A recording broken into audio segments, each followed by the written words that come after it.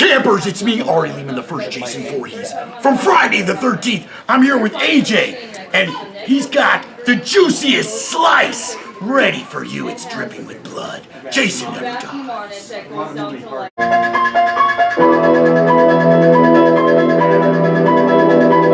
I realized that what was living behind that boy's eyes was purely and simply evil. Hi. Hello. Welcome back for the third annual Juiciest Slice Halloween Spooktacular. Well, hello, Mr. Fancy Pants. The fanciest pants I own are a pair of blue jeans, so I won't take that personally. Well, I'm sincerely glad to hear that, for all our sakes. This time of year, Mike Myers starts lurking around in my mind. Nerd alert! Excuse me, Michael Myers, the one and only. A villain whose mystique and mojo were established as much from his dastardly actions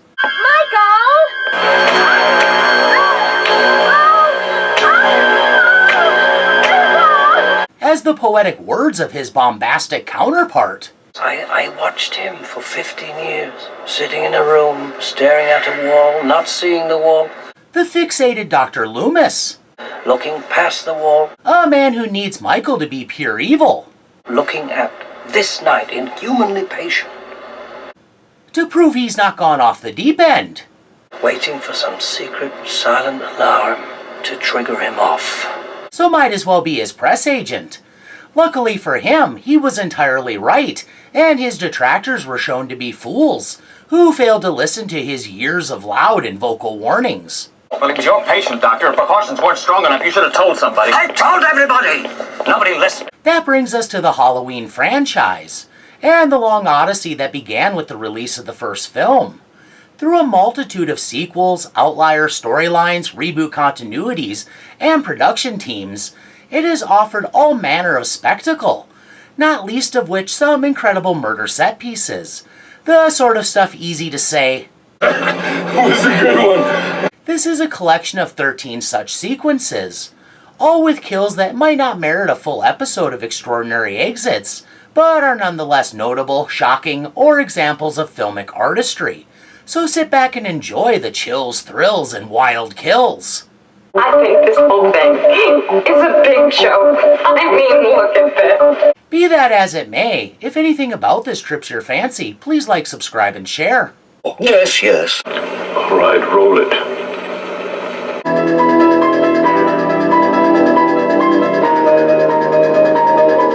Pick a placement and move on. When a top model shows up in a big tentpole franchise's newest entry, clearly the production's priorities are in the right place. Low angles, scary.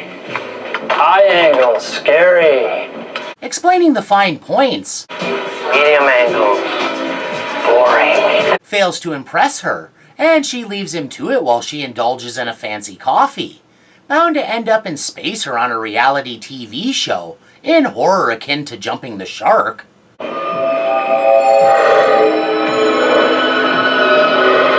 Michael decides to act out his angsty feelings over this dire circumstance, choosing an implement of murder that reflects his absolute disapproval over any voyeurism that doesn't specifically involve him spying on future victims. Charlie gets a bit of a surprise.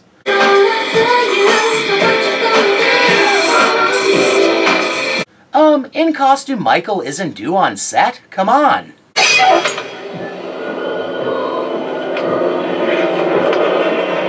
Unfortunately for the aspiring filmmaker,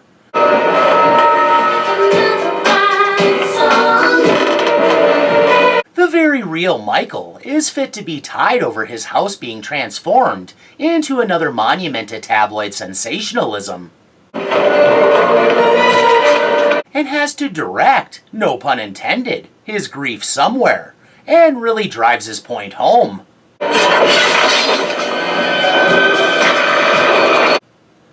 With the top model distracted by a phone call, and none the wiser, Michael manages to remove the body from view.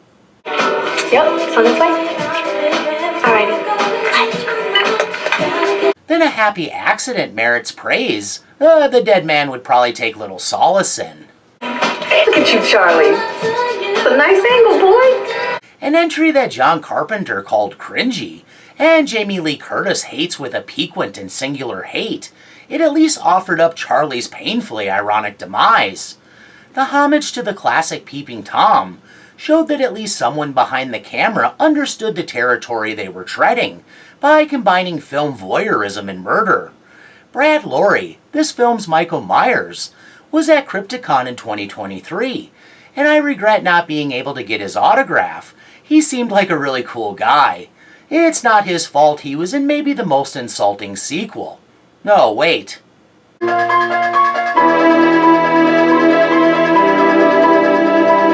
Strap him down tight. I don't need that behemoth banging around back there. Some things go without saying. Yeah. This ain't my first fucking corpse rodeo. They're hauling the presumably dead Michael Myers. You gotta look at the naked chick. Of course, the conversation turns kinda repugnant and gross. Gallows humor and all that. Man, she was F-I-N-E fine. That's what I personally call a moot point. Yeah, she still look fresh. I don't usually kink shame, but I'm pretty sure the desecration of a corpse is a crime. I heard a story about a couple of meat wagon boys fucking corpses over in Essex. Yeah, this has gotten a little too creepy to explain away with the excuse of black comedy. They never had the urge till tonight. Whoa, hey, whoa, come on! Thank goodness one of them has good enough sense to shut that shit down. Is it worse that she's dead or underage? I guess such distinctions aren't necessary. I would never do it. Sure, your trustworthiness around an unattended body isn't compromised at all. I'm just saying. Isn't that always what they say? Well, if we can leave it there. She still look good to me. Nice old titties are hanging out. Come on, that's disgusting. Stop it now. Maybe it's good he's voicing his baser desires, rather than acting on them. I got wood just zip-locking her up. Stop. Shut up. Please. Yeah, he can't be trusted.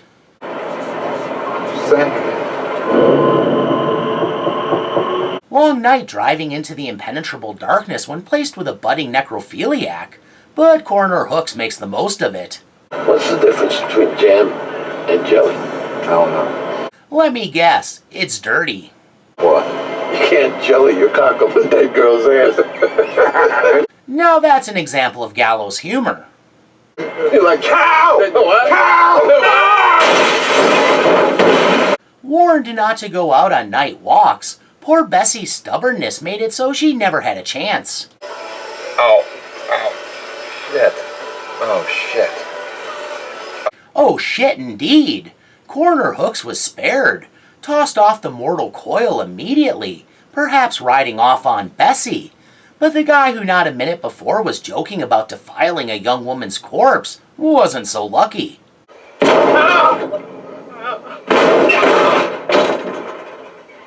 Not aware of his co-worker's gory demise, he holds out hope that help is in the cards. Help me! Oh, he's going to help you all right.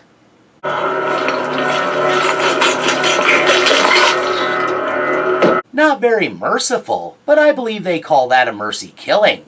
A scene that probably has no place in a Halloween movie. It's the sort of business that could only arise in a Rob Zombie movie. Say what you will about this flick, it was sort of a slap in the face to a studio that wanted a mainstream slasher sequel, and instead got a weird character study about psychologically broken siblings, linked by rough genetics and bad luck. Throwing in a weirdo talking up necrophilia was a nice touch, if offending delicate sensibilities was the intent.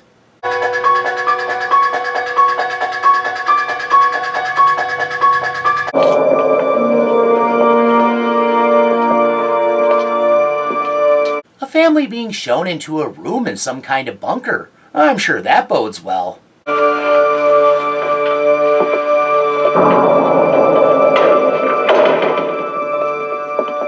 The illusion of importance will allow way too many to be marched to their doom. Don't like this place. It gives me the creeps. I have to go to the bathroom. Locked in a room while under surveillance? What could possibly be off-putting about that?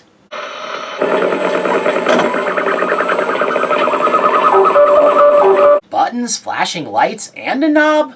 That's some science right there. It's time. Time for the This is just the same old stuff. Oh, you're in for something unlike anything you've ever encountered before. Put on your masks and watch. Honey, don't get too close. You'll ruin your eyes. Jack The kid is about to have much bigger problems. lanterns. Gather round and watch. Watch the magic pumpkin. Watch. The seizure risk alone is a concern.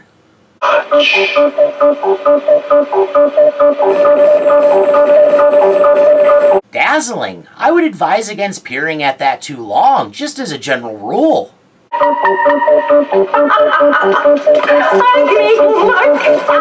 The ill effects begin.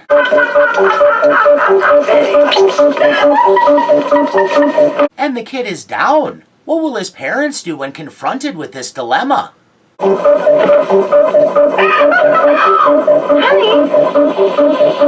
Watch as their son's head is beset by, or reduced to, bugs and other creepy crawlies.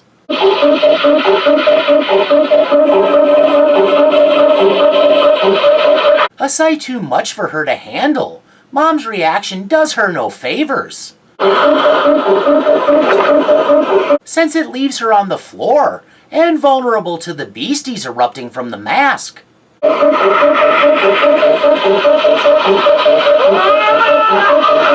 Insects have given way to goopy venomous snakes.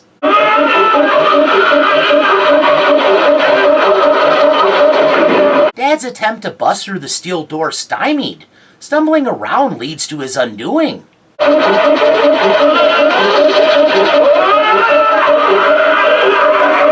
As those behind the scenes watch on,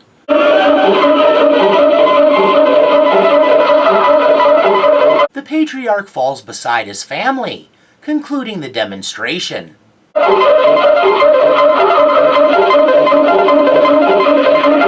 Season of the Witch got a lot of flack for tossing aside Michael Myers in service of continuing the series as standalone stories, necessitating Michael's return in the next film. But if you set aside slasher expectations, the film stands tall as a standalone that fits the overall supernatural and evil themes detectable in Michael's entries. It also represents an early social commentary concerning the effects of advertising directly to children. For a film about a pagan conspiracy to trick kids into wearing masks to bring about their goopy, creature-ridden deaths, it has a lot to say about a variety of societal issues, many as relevant today as then. And note to anyone handed a pencil and a notebook, when powers desire your opinion, you are the commodity.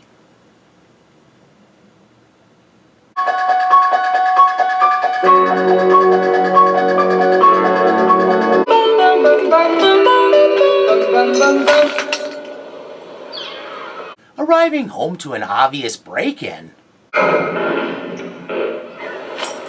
Shit. There's only one thing to do. Hey, Miss Whittington, what's going on? That's right, head straight to a pair of the biggest knuckleheads in the neighborhood. House was broken into. Oh shit. No shit. After filling them in, the police are summoned, but how soon they will arrive is debatable. Hasn't anyone told you? Secondhand smoke kills. Yeah, but they're all dead. Yeah. Jimmy gets brave, not content to wait for law enforcement to give her place the all clear, because Where's the fun in that, huh? when he tries to elicit his bro, Tony, to join him, You coming? I better stay here and protect her. he gets a little disillusioned by the realization only he lives by his idea of chivalry. Oh, right, dude. Good. A tour of the house reveals nothing except a trashed home office.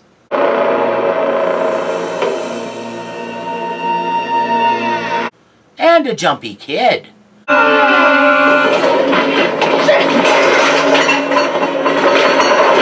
Way more scared than he lets on.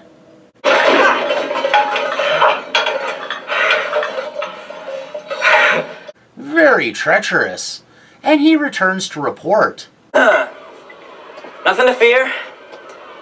The coast is clear. Tony maybe needs more time to execute his game on the older woman. You sure? Yep, I checked all the rooms and all the closets. But Jimmy wants to make tracks. Yeah, they did a real number on your office. My office? Yeah, there's crap everywhere. Someone rifling through her office is a clue not to be ignored. Oh, and also they messed up your kitchen really bad too. Yeah. Good night. Nurse Chambers proceeds inside.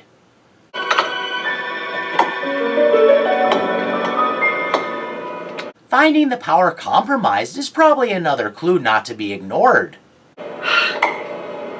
Perfect. Quick to do what under normal circumstances would be the logical thing. Shit.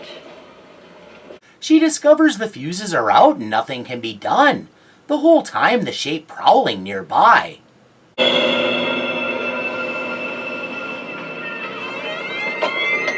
Michael does some prerequisite toying with her perceptions.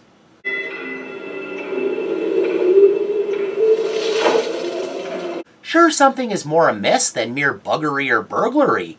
She doesn't linger.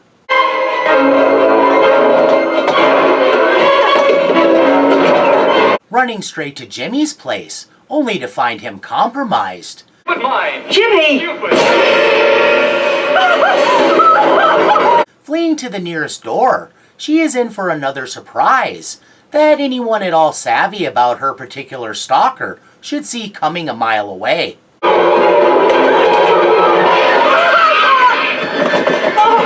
A mini version of a Tour of the Dead, a Michael Myers standard, is a nice touch.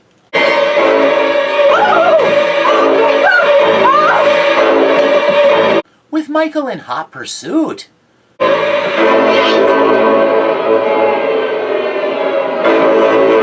the authorities finally arrive.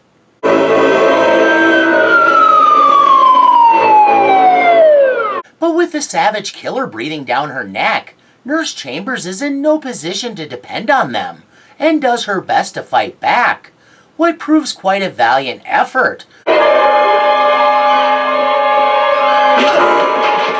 But even if you drop him, you can't keep Michael down, and he will keep coming until totally incapacitated or down to his last breath.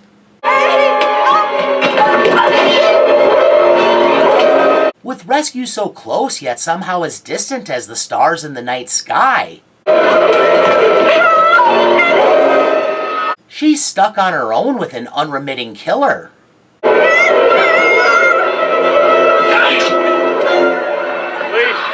A final defiant act.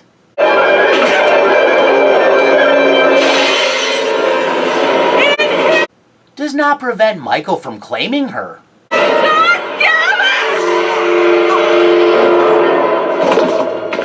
But I tell you what didn't kill her. Smoking. Heavy smoker Nurse Chambers cheated lung cancer, but she couldn't escape Michael Myers. Man, look at him go! Like a millionaire on a cocktail wiener! Bringing back Nurse Chambers to kick off the new timeline was inspired, an immediate link to the opening of the first film. The compassion's overwhelming, Doctor. I wonder if she would have had so much compassion if she knew encountering Michael Myers meant she was given an expiration date. It maybe took 20 years, ultimately borrowed years, but Michael caught up to her eventually. It's amazing the versatility of her character endured through 3 continuities, all the way to Halloween Kills. But that's something for another day.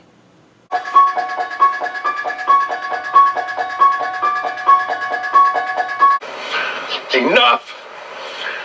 That is Michael Myers! Bullshit! Every neighborhood has a curmudgeon who hates Halloween. Haddonfield probably more than a few, but this guy takes the cake.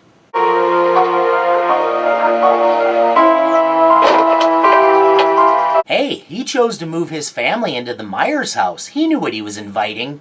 Tossing an effigy of Michael Myers aside like it's nothing? Yeah, not a good idea. That's inviting something too. But go ahead and tell John that. he would surely have choice words for you. You think going to college is going to make up for your mistakes, girl? Huh? He can't seem to go a moment without lobbing insults. You and that little bastard, even. And if he gets any pushback... I see only one bastard in this house. He asserts himself physically, the obvious common denominator of the family discord, but also the one they depend on financially. As the breadwinner, in his mind he clearly feels entitled to being an abusive brat. Get away from her! You shut up and stay out of this. John, please don't. That night upon returning home, he demonstrates his anger management issues. Targeting a child's bike since he has the good sense to know society frowns upon even breadwinners running down an actual kid. I'm home! Thanks for the dinner. The guy exists to typify the middle-aged jackass stereotype. Peel away his layers, you'll find very few. Come out! Come out! Wherever you are. It's beginning to sink in his doting housewife is out. God damn it. But it's obvious he's only concerned about how that affects him. She actually left. Suddenly, thrust into darkness, he comes to one conclusion. It must be the boogeyman. Here I come, boogeyman. This kind of open challenge is designed to goose the audience. Because, I'm really scared. An odd racket and the need to check the fuse box. That means only one thing.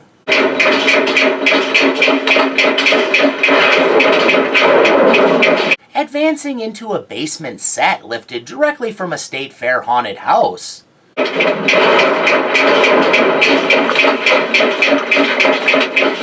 He encounters the noisy culprit. What the hell?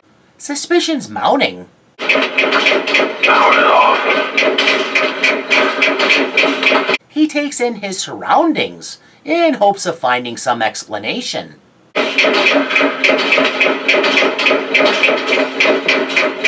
Naturally, he checks out the wash.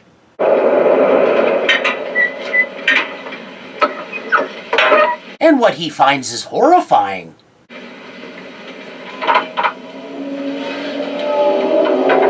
You never dye anything red directly in the washer. That's just a rule of thumb. If I wanted a joke, I'd follow you into the John and watch you take a leak. John probably has the benefit of a coppery smell on the air to know the garment is blood-soaked, but he doesn't have time to ruminate on it.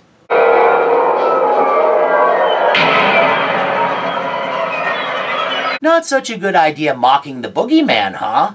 Hindsight is always 20/20 on something like that.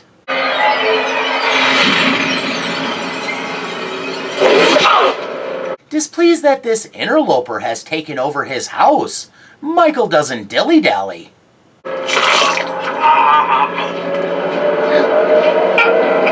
And his plans are, well, they're shocking.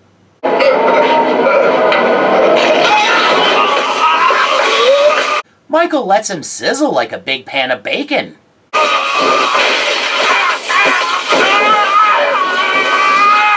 The house is lit up like a Christmas tree in a disco.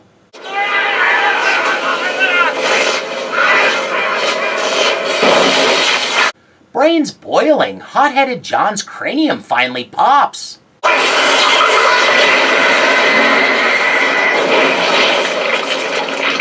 Now that's a fitting capper to an ill-tempered character, designed to goad the audience into complicity, because not only did no one shed any tears for John, they probably laughed and cheered when his head exploded. In horror, some characters just have it coming, and their kill usually represents a valve to release a little built-up pressure by offering up someone the audience doesn't give a single crap about. Bad father, horrible husband, and abysmal grandfather, John Strode fits the bill. The guy is a total turd. Are his complaints valid? Maybe. People have a right to their anger, and it's never good to feel taken advantage of, but how he expressed himself revealed him to be a horrible human being without an ounce of understanding or compassion. John Strode and his wife were named in honor of the franchise creators, John Carpenter and Deborah Hill, which makes me wonder if the production plain didn't know what an honor is supposed to be. An abusive middle-aged white man with an angry chip on his shoulder and his browbeaten wife? Not the most complimentary representatives.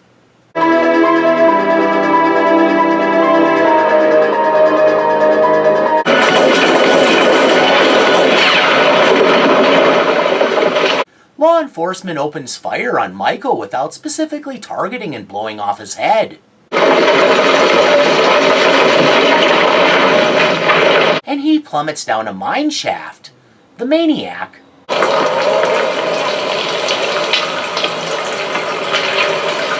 has no intention of sticking around.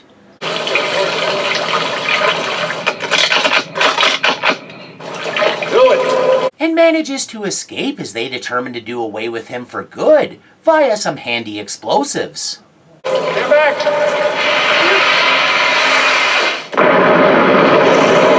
With a river conveniently located beside the blown mine shaft, Michael is able to float away because why not?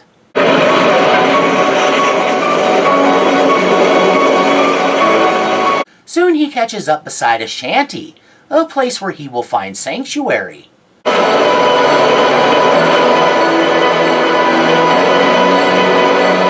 The resident hermit investigates a suspicious noise.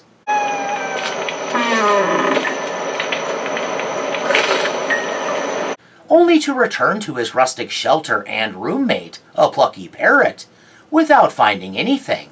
There's nothing out there, Joe. You can't look past even a compromised Michael. But after everything that's transpired, waking from a coma, hamstringing Haddonfield, killing a bunch of people, and taking enough hot lead to broil his innards, Michael's beat and drops into a long slumber. Boy, other than failing to kill his niece and getting the firing squad treatment, luck seems to be with Michael, guiding his getaway, inadvertently but very fortuitously, landing him at an accommodating refuge.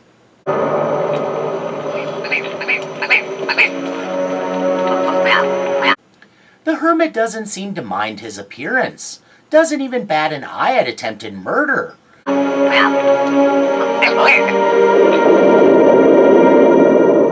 Nor, it seems, does he advertise this happenstance, as a whole year passes with the shape in his care, leading to the following Halloween, when Michael wakes as if from a catnap rather than a year-long hibernation. High definition has robbed this film of a lot of ambiguity, not least of which offering up more than an obscured glimpse of Michael's once-shadowed face.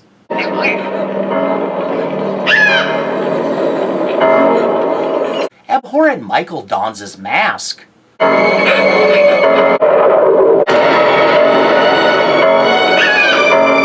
And a good example of no good deed goes unpunished. Dispatches his keeper without so much as a heads up, perhaps using his savior to charge up his energy reservoir, since killing seems to energize him.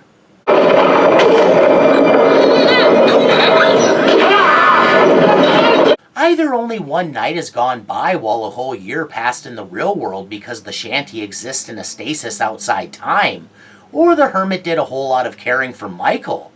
The extent of such care would be a little gross to go into, but rest assured, it involves a lot of invasive and intimate actions. And how is he rewarded? Michael sacrifices him without a second thought. All of this is baffling. Why protect a stranger? This was part of the Thorn trilogy.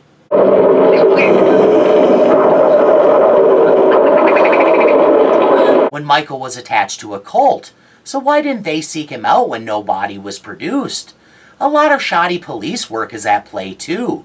since even if they blew the shaft, that didn't sound right, even if they detonated explosives in proximity to Michael, there would still be a push to recover the body of a two-time mass murderer.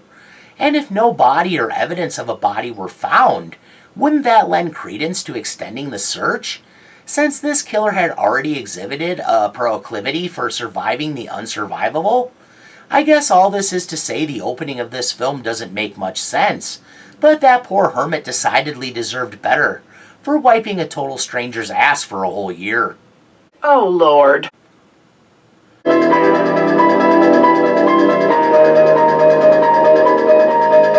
Police are searching the entire area for a mental patient who escaped last night from the Smiths Groveborn County Sanitarium. This is a worst nightmare scenario.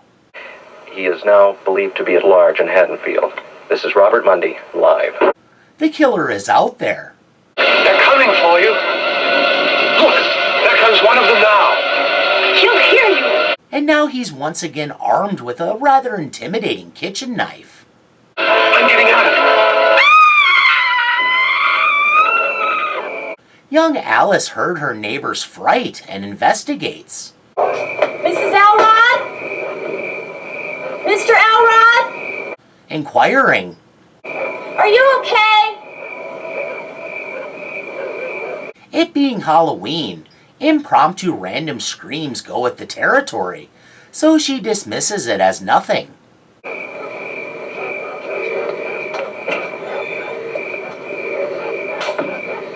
To her great misfortune, Alice has inspired Michael's curiosity, and his voyeuristic tendencies kick in. There was someone screaming next door.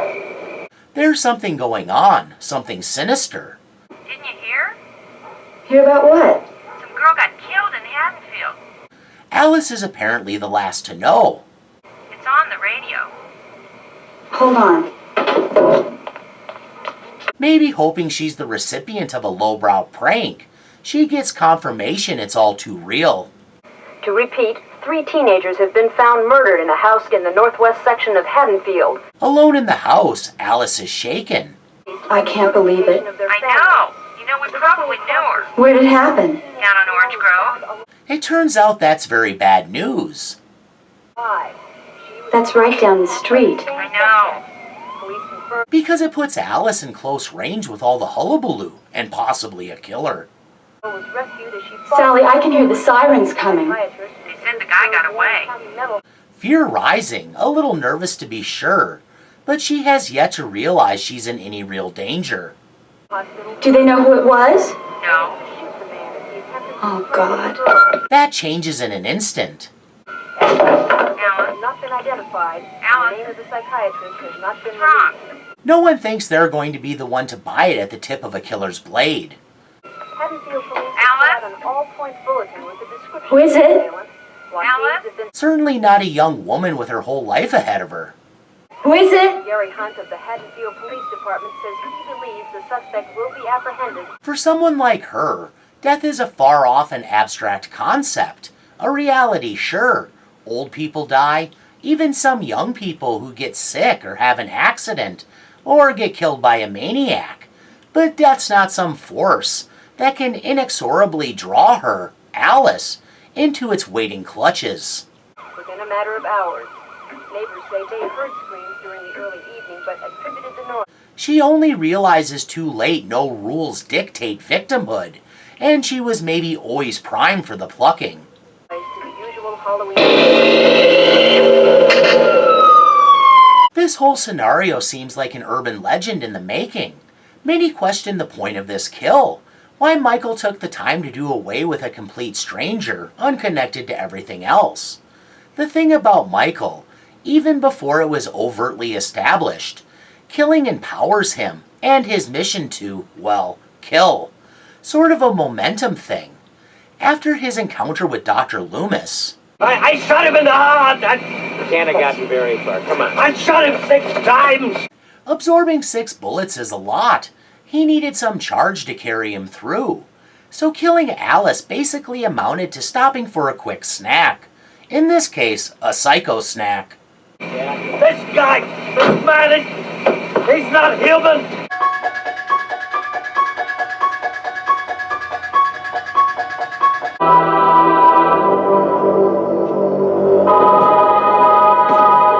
Michael's mask is in part used as a lure to draw him into an ambush.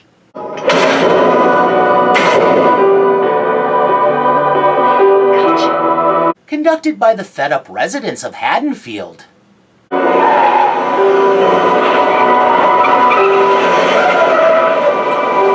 Suddenly surrounded by a vigilante mob, a familiar face fronts the posse. Hey, Michael. It's Halloween. Everyone's entitled to one good scare. Lee Brackett has very personal reasons. To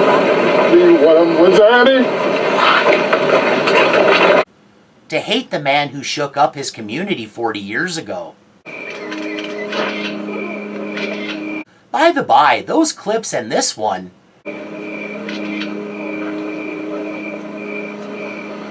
and this one Have to, go and tell my wife before somebody else does. aren't canon to this continuity, but as the film makes clear, it's safe to say an iteration of these events occurred.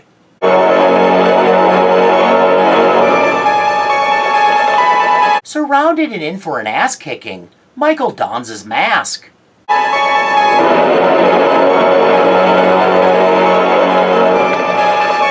And then he's swarmed by some very pissed off people.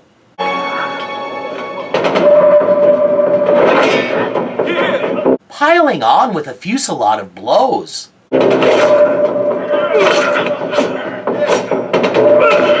Who are as unrelenting as him?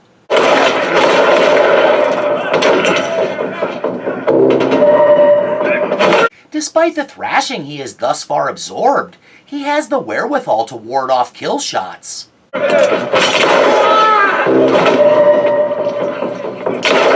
Laurie's daughter Karen, a woman who has lived with the effects of Michael's initial rampage her entire life, perfectly encapsulates and reflects the corrosiveness that ruins so much in the wake of extreme violence.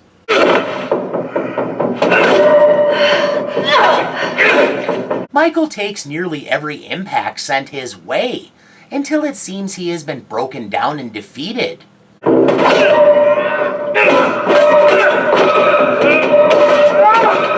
Seeing an opportunity she just can't pass up, Karen makes her way to the fallen brutalizer of her neighbors, friends, and family.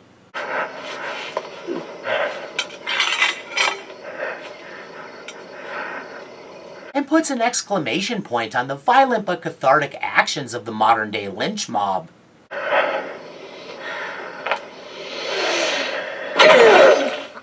Despite taking an epic beating, I always thought Michael Myers was flesh and blood, just like you and me. Laurie recognizes that counting Michael out isn't smart.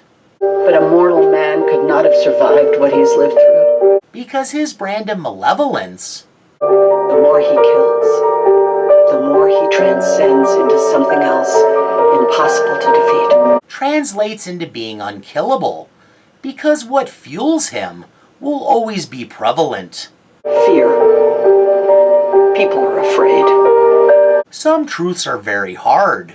That is the true curse of Michael. I'll always be here, Mommy. Laurie recognizes that the answer is yes, because there might be no method to stop him. You can't defeat it with brute force. Violence only begets violence, and if you think you're going to finish Michael off for good, he has news for you.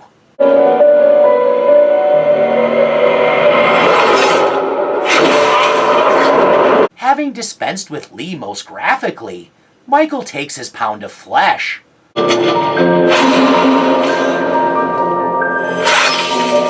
Or should I say pounds?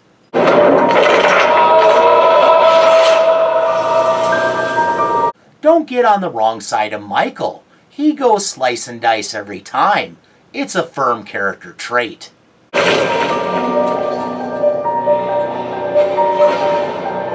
The people of Haddonfield kicking the crap out of Michael, vigilante justice at its best, is understandable, but also demonstrated how they didn't really understand their foe. That even if apparently vulnerable, he is dangerous the way the head of a venomous snake remains a threat long beyond decapitation. Laurie giving what is in essence a speech on the overweening quality of Michael's evil perfectly sets up Lee's and everyone else's undoing, as she speaks on his ultimate truth, the incredible charge he gains from violence and killing.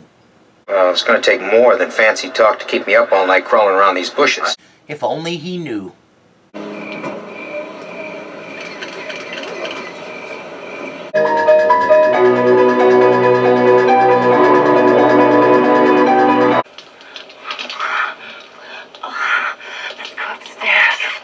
Looks like Brady's in for a hot and steamy Halloween. No, I think we're doing just fine right here. Only he's looking to turn down the thermostat, which is probably a good thing. Oh, shit.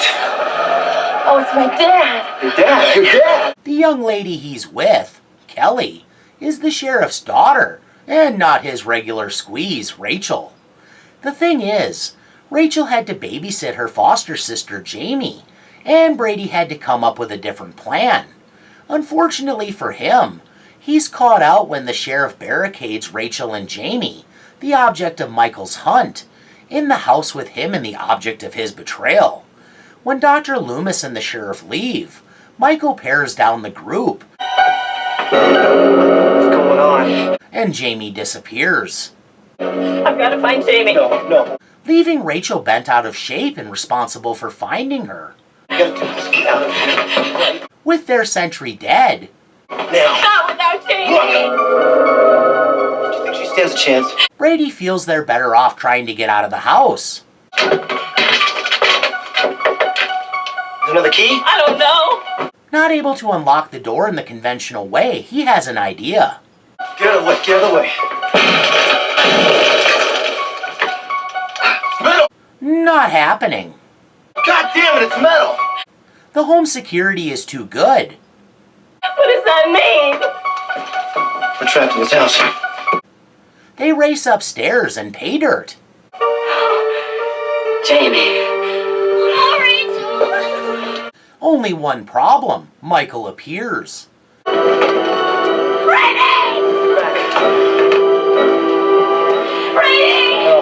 Putting up no pretense, he ascends the stairs, quickly closing the distance. Go!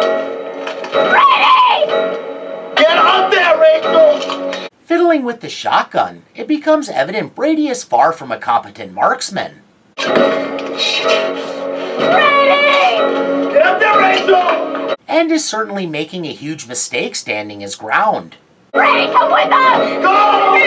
Brady! But he's stubborn. Go! When he finally manages to get the shells in, it's too late.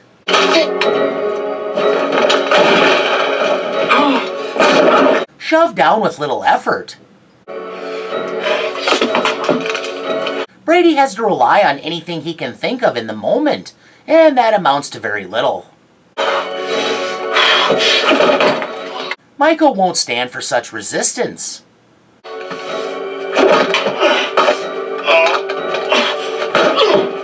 And demonstrates how much of a mismatch he considers this.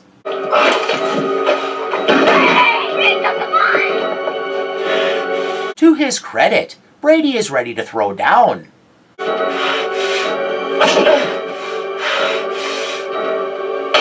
But Michael is able to employ the of mice and men gambit.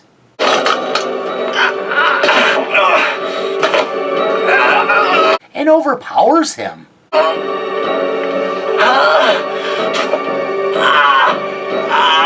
Handily. Myself a strong proponent of tactical retreat, Brady probably would have been better served going with Rachel and Jamie. He sacrificed himself to buy moments. Maybe he was overconfident due to being armed. Maybe there was more to it than misguided notions of heroism. Guilty feelings can be powerful. His betrayal weighing heavy, he probably felt like he had to make amends. And as a young man, felt stepping up in the capacity of a protector was the best path to proving himself. Call it overzealousness. Put in the unenviable position of playing hero when he was completely unprepared for the part. Brady was just a young guy trying to navigate life and have some fun in the meantime. Not to let him off the hook for his more dastardly actions, but even though he liked Rachel, he only had one youth, and with the rational part of his brain woefully underdeveloped at that age, it shouldn't be surprising he would fool around in her absence. Teens aren't the best at strict fidelity, and relationships flare up and burn out all the time during those tumultuous years. If confronting Michael was necessary for him, Brady might have been better served trying to tackle and bulldoze the killer off the stairs. Trying to work his rifle in the heat of the moment was too much pressure. Michael's cruel ambition allows no room for fault. Ooh, I think I'm in heaven.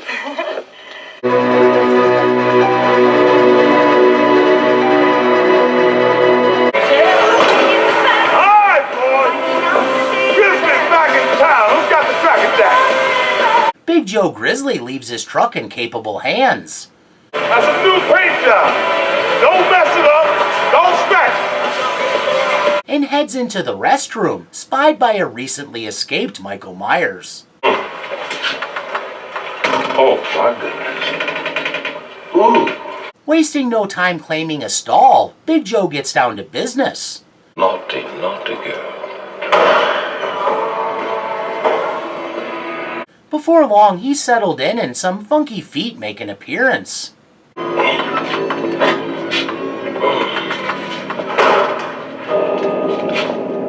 What happens next?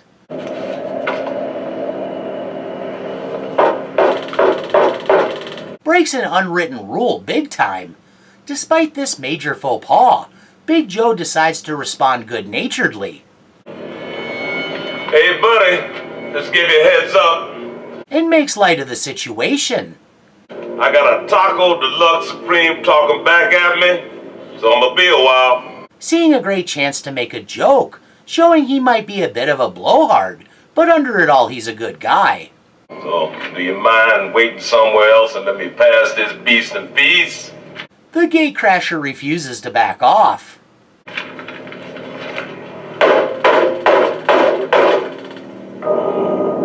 Not so cheerful now. If you're looking for some kind of action, you better take it on the arches before I'm done dropping this load. Big Joe lays down the law and gives fair warning. Or you gonna be one sorry a-hole. In no uncertain terms, but he sees that the one pestering him won't be discouraged. Okay. You just hold on, Daisy. And figures on teaching this fool a lesson. I've got something for you. Oh, it's on now. Let me introduce myself. I'm Joe Grizzly, bitch. Michael's been out of the rumor mill for a while, so to him that means little. And I'm gonna cut that mask right off your face. Like titans colliding, they enter into a battle for the ages.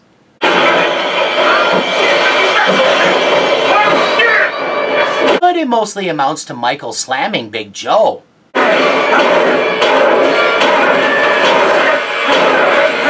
Over.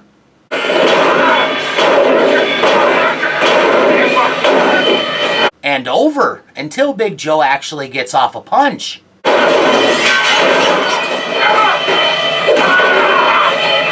Problem is, Michael has business to attend to, and requires a jumpsuit, so needs to wrap this up.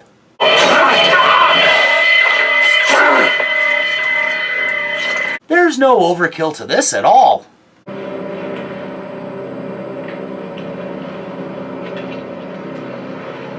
This back and forth, well, mostly forth, straight up strays into SmackDown territory, as two colossal overstated men clashed like sledgehammer heads colliding. Two big men unwilling to give an inch, neither knows the word quit, so that's a lesson the loser needs to be taught.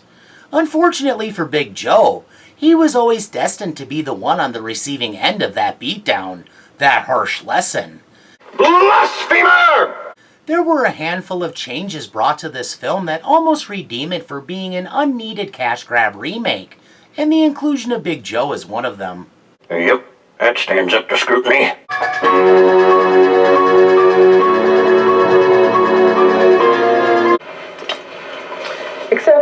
quiet night. I could use a nap.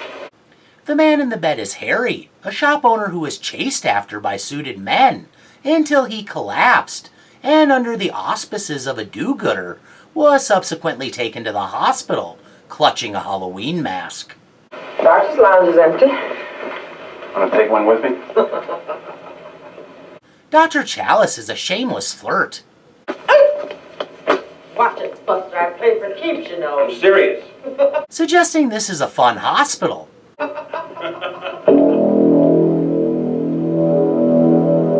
Not the sort of place where dangerous types sneak in and skulk about in the corridors.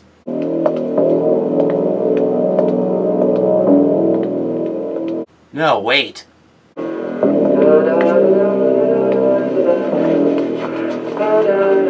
A suited man stealthily makes his way.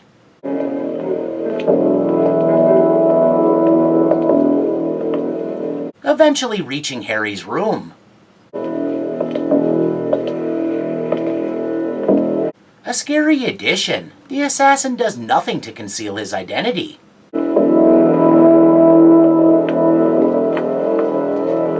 As he enters and positions himself over his victim.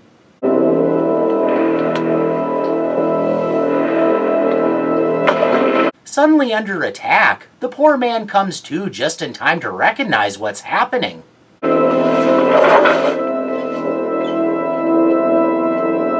Harry being awake means nothing to the attacker, who poises.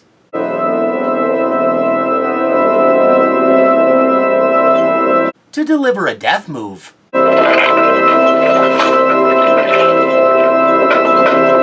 This next bit is an exquisite example of practical effects excessiveness, and I love it.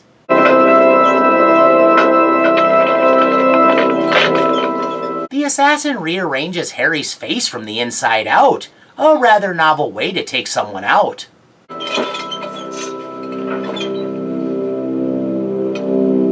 The job done.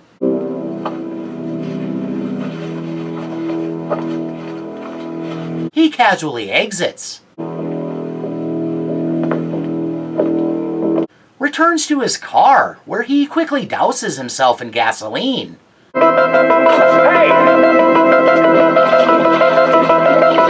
And after fulfilling his role, removes himself from the equation.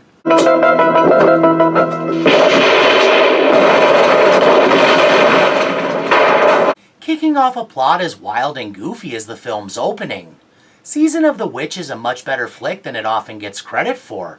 A lark that doesn't have to make sense in every way, because it clearly exists in a realm akin to that of fairy tales. God help us!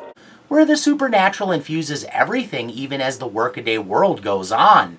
And since it's all one big continuity, that explains a lot about Michael's ability to survive anything, even reboots. Alright, let's return from La La Land.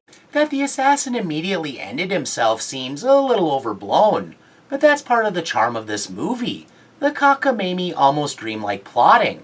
The assassin does nothing to conceal his crime, leaves the mask that inspired Harry's breakdown, and self-immolates. Seems like the wider-reaching conspiracy maybe included drawing in outside forces, if that was all the better the operation was carried out. Still, the conspiracy must be serious business if a man, or even an android, is worth being sacrificed as a matter of course. Luckily, Dr. Chalice foils the villain's plans. Hell, you alright? And makes a fast getaway with his love interest.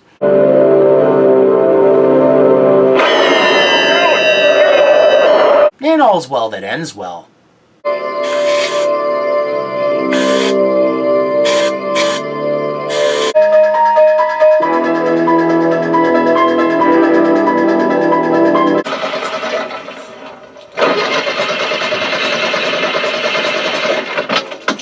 A small-town murder spree already making this a particularly spooky Halloween.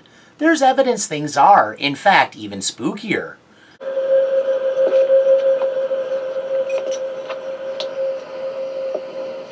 With all the vehicles in the hospital's parking lot disabled.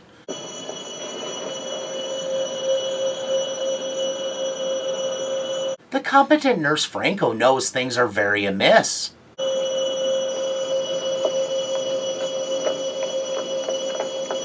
And has many wards over whom she is responsible, so Hall's asked to get back inside.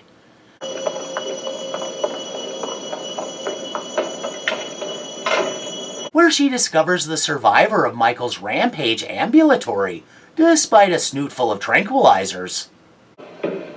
Lori! Even if the doctor doped her up, Lori's instincts are still screaming retreat. Lori! Lori, wait! There's good reason for Lori's fight or flight response to be engaged. Wait, Lori! Michael appears as if manifested out of the shadows.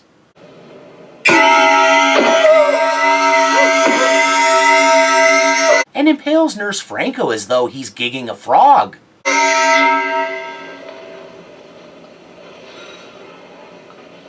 The shape exhibits his strength and tenacity as a display of prowess and a promise of things to come.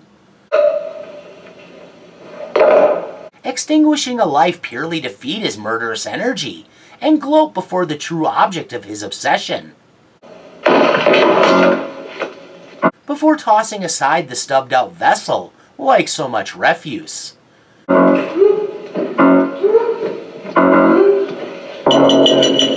This one really exemplified Michael's otherness and evil by exhibiting his supernatural inhuman strength and his proclivity to do harm against the decidedly undeserving, purely to convey his malicious message and torment his victims. Nurse Franco was a good nurse, trying to do her due diligence on behalf of her patients, and was punished harshly through no fault of her own. But then the signs were there. After seeing all those flattened tires, maybe leaving on foot to get help would have behooved her. The man is an animal. Is sick. Even drugged out of her mind, Lori knew that getting away was in her best interest. Still, it was Nurse Franco's job to protect those under her care. Too bad that meant offering up her life.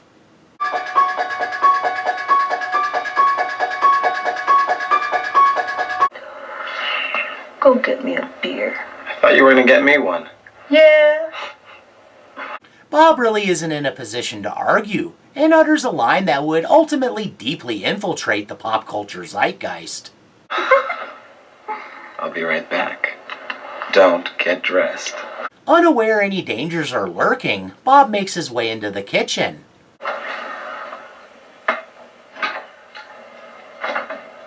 Carries out the mission to get some beers.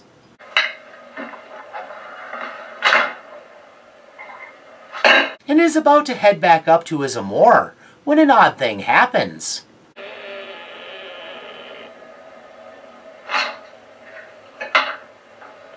With no reason to be afraid, Bob checks it out.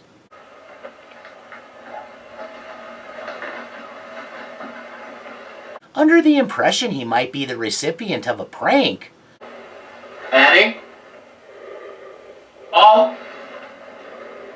He draws his own conclusions. Linda, you asshole! Thinking he has her. Okay, Linda. Come on out. Bob proceeds without a care, taking none of this at all seriously.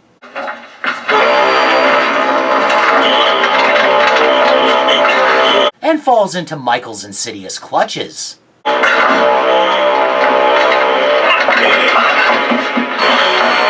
Proving freakishly strong.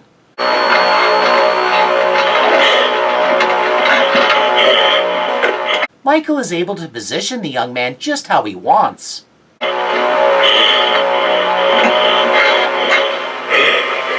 To deliver the coup de grace.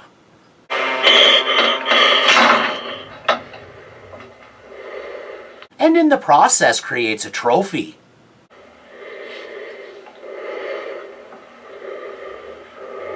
Pinned to the wall like a bug to a board, all life drains out of Bob.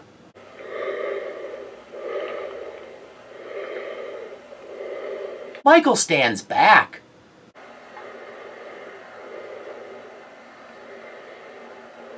admiring his work.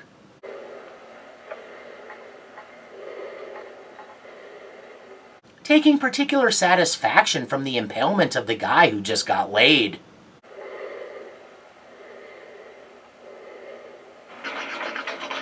Displaying the dynamics of not only a terrific horror sequence, but a meticulously designed and organic jump scare, Bob's Kill is an example of perfection. It's a careful balance of ticks played against expectation that wound the audience up so much that when Michael sprang, so did they. Set off, sprung as it were, by a magnificent startle that was absolutely anticipated and yet a total wallop to overly expectant nerves. Some folks have a strange idea of entertainment. The whole thing is a masterclass in spine-chilling suspense. Beyond the kill itself, it's also damn scary in regard to foreshadowing. If Michael can take out Bob so easily, you know exactly what type of violence is in store for blissfully ignorant Linda. What's the matter? Can I get your ghost, Bob? Bob's Kill offered a deeper insight into the more sinister aspect of Michael's nature and psychology. Before this, he was a brutal, seemingly indiscriminate killer, sure, with a twistedly playful side to boot, which is all scary enough. But this was when it was introduced just how much perverse pleasure he takes from what he does. Gloating over his work, peering at his victim with an animalistic sense of accomplishment over defeated prey, reveling, glorying, Michael is shown for the deviant he is. Why is it, if a man kills another man in battle, it's called heroic? Yet if he kills a man in the heat of passion, it's called murder. Hello! And it seems an all too real possibility that everything, despite what sequels would establish, was determined by a warped sexual drive. He did start off his long spree by slaughtering his sister right after she had sex. Stop this insane witch hunt! As detached as his emotionless mask makes him seem, somewhere inside him is a maelstrom that compels him to strike out. It makes me wonder if killing Bob sated an unfulfilled desire from all those years ago to kill Judith's lover. I gotta go. Will you call me tomorrow? Yeah, sure. Promise? Yeah. As Michael became more of a supernatural thing, able to eat bullets like jaded detectives pop Tums, not to mention survive explosions, it got easier to take for granted that early on, he was a young man not necessarily imbued with inhuman strength, able to overpower any normal man. At this point, the cat and mouse games were necessary, the sneakiness incredibly important, because Michael was still figuring out his capabilities. He had to make sure Bob had no chance, and then wallowed in the unsporting kill. Michael sure is a piece of work, all right. What more do you need? So, those were 13 kill sequences from the unkillable Halloween franchise. Among classics, not all of these were the best films, but they still offered up some interesting and creative kills. With an ever-evolving and ephemeral lore, contributed to by countless voices, it's a franchise that's offered up a little bit of everything. Over the going-on 5 decades, it has chugged along under the power of its own volition, collecting new generations of fans as it roars along. Say what you will, it was never a franchise to let diminishing returns get in the way of finding a fresh path straight to renewed success. Stop it! Stop it! Stop it! Well, I've about reached the end of the rope, so I won't leave you dangling. Thanks for suffering through my word vomit. Please share any refutations, opinions, accusations, japes, or other ideas in the comments below. And please join me for whatever I'm up to next time. Bye now, and happy Halloween! Bye, creepy man! Keep it creepy! He's a weird guy. Goodbye! Death has come to your little town, Sheriff. You can either ignore it or you can help me to stop it.